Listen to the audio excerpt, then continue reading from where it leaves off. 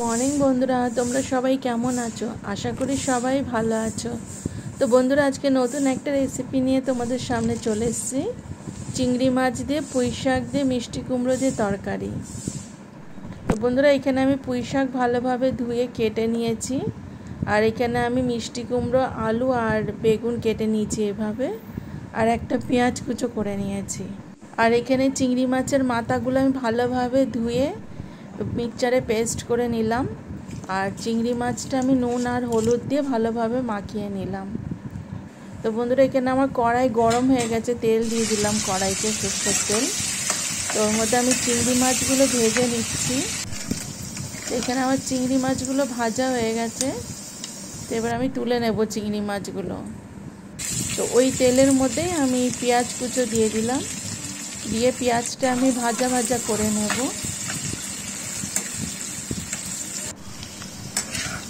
এখানে আমার পেঁয়াজ ভাজা হয়ে গেছে। এর মধ্যে আমি 1 চামচ আদা রসুন পেস্ট দিয়ে দিলাম। আর একটু নাড়াচাড়া করে এর মধ্যে আমি হলুদ গুঁড়ো, লঙ্কার গুঁড়ো আর ধনের গুঁড়ো দিয়ে দেব। এই মশলাটা আমি ভালোভাবে কষিয়ে নেব, সামান্য একটু জল দিয়ে কষিয়ে নেব মশলাটা। বন্ধুরা, এই রেসিপিটা গরম ভাতের সাথে খেতে খুব ভালো লাগবে। তোমরা একবার বাড়িতে ট্রাই করবে এই রেসিপিটা। এবার এখানে আমি পেস্ট করে রাখা মাছের মাথাটা দিয়ে দিলাম, দিয়ে এবার আমি ভালোভাবে মশলাটা কষিয়ে নেব। এখানে আমার মশলা প্রায় কষানো হয়ে গেছে। এবার আমি এর মধ্যে সবজিগুলো দিয়ে দেব। আলু, বেগুন আর পুঁই শাকের ডাঁটাগুলো দিয়ে দেব, দিয়ে আমি ভালোভাবে কষিয়ে নেব সবজিগুলোকে। আর স্বাদ মতন লবণ দিয়ে দেব, দিয়ে আমি ভালোভাবে সবজিগুলোকে কষিয়ে নেব।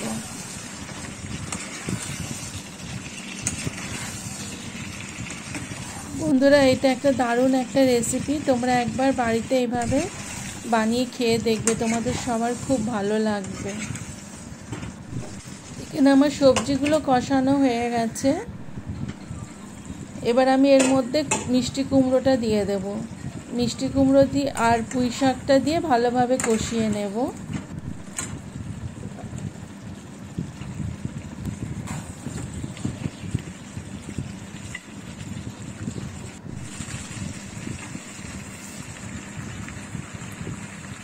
তো বন্ধুরা, এইভাবে আমি সবজিগুলো সব কষিয়ে নিচ্ছি। এখানে আমার সব সবজিগুলো কষানো হয়ে গেছে।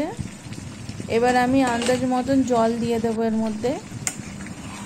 মানে যে যেরকম ঝোল রাখবে সেরকম হিসাবে ঝোলটা দেবে। এই তরকারিটায় বেশি ঝোল হয় না, অল্প আটা আটা ঝোল হয়। তো এখানে আমি ঝোলটা দিয়ে দিলাম, দিয়ে এবার এর মধ্যে চিংড়ি মাছগুলো দিয়ে দেব। আমি ভেজে রাখা চিংড়ি মাছগুলো দিয়ে দেব, দিয়ে এবার আমি ভালোভাবে ফুটিয়ে নেব তরকারিটাকে। আর এর মধ্যে 1 চামচ চিনি দিয়ে দেব। মিষ্টি কুমড়োর তরকারিতে একটু চিনি দিলে ভালো লাগে খেতে। এখানে 1 চামচ চিনি দিয়ে দিলাম। এবার তরকারিটাকে আমি ভালোভাবে ফুটিয়ে নেব।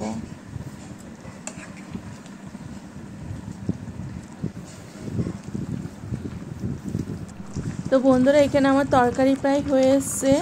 আর একটু ফুটে গেলে নামিয়ে নেব তরকারিটা।